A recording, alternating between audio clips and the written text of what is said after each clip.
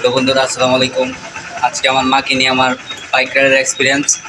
মা গ্রামে চলে যাবে, আমি তাকে বাস টার্মিনালে পৌঁছে দিব। ব্লগিং এর শুরুটা করতে চাই মাকে দিয়ে, কারণ ফার্স্ট ব্লগ যেহেতু শুরু করেছে মাকে নিয়ে করতেছি।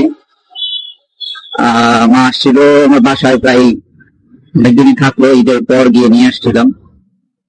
তো আসলে গ্রামের মানুষ তো শহরে বেশি দিন থাকতে পারে না, তাদের মন টিকে না, ভালো লাগে না।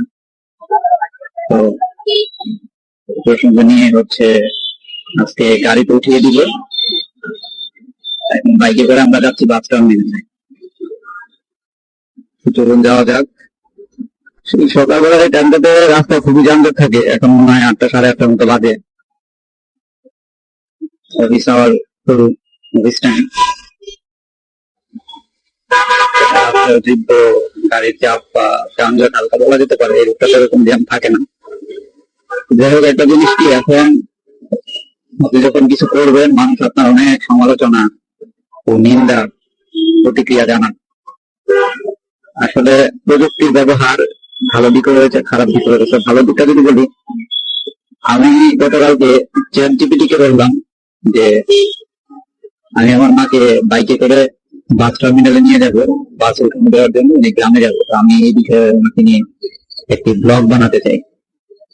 আপনারা কি আমাকে কোনো স্ক্রিপ্ট অথবা মানে প্যাটার্ন দিয়ে হেল্প করবেন? হ্যাঁ, ওনার আমাদের অবশ্যই। আপনাকে অসংখ্য ধন্যবাদ। মানে তারা আমাকে উৎসাহ দিল যে আপনার খুবই একটি ভালো উদ্যোগ, আপনি এই বিমান নিয়ে ব্লগ করতে পারেন, আপনি বাইক রাইড করবেন আর পাশাপাশি হচ্ছে আপনি বুকাও দিবেন, আপনি বলবেন যে আমি আমার মাকে নিয়ে যাচ্ছি। দেখেন, এখন আমরা একটা পরামর্শ যখন কারোর সাথে করি, তারা কিন্তু আমাদেরকে মোটিভেশন থেকে ডিমোটিভেটটা বেশি।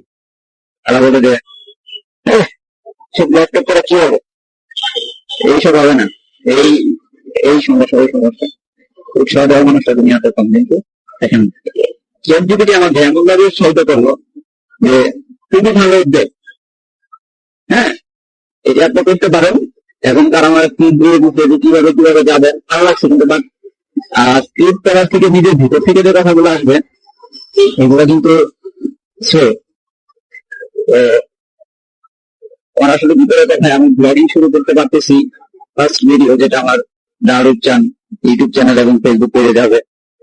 তো আমার মাকে নিয়ে আনন্দিত। বাস কাউন্টারে এসে বাস পেয়ে গেলাম, সাথে সাথে টিকিটটাও নিয়ে নিলাম। এখন হচ্ছে বাসে উঠিয়ে দিব। তো যাচ্ছি। আসলে খুবই তাড়াহুড়া ছিল, সুন্দরভাবে ভিডিও করতে পারি নাই। তো আম্মাকে নিয়ে এখন বাসে উঠতেছি, তার নির্দিষ্ট সিটে তাকে বসিয়ে দিব। তো এই হচ্ছে বাসে ওঠানোর পর আম্মাকে বসায় দিলাম, দেওয়ার পর সুন্দর করে বসালাম, বসে হচ্ছে বিদায় নিয়ে নিলাম। এখন আমি হচ্ছে নেমে যাচ্ছি, কারণ আমি বাইকটা নিচে রেখে আসছি। এই হচ্ছে বাস চলে যাচ্ছে। আমি তাকিয়েছিলাম, আম্মাও দূর থেকে তাকিয়েছিল। আসলে এটা খুবই হৃদয় বিদায়ক বিষয়। মা চলে যাচ্ছে, খারাপ লাগে। অনেক দিন একসাথে ছিলাম, আমরা কোয়ালিটি টাইম এক্সপেন্ড করছি। তো সবাই আমার জন্য, আমার মার জন্য দোয়া করবেন। আল্লাহ যেন আমার মাকে নেক হায়াত দান করে এবং আমরা যেন সুস্থ থাকি, ভালো থাকি। ধন্যবাদ।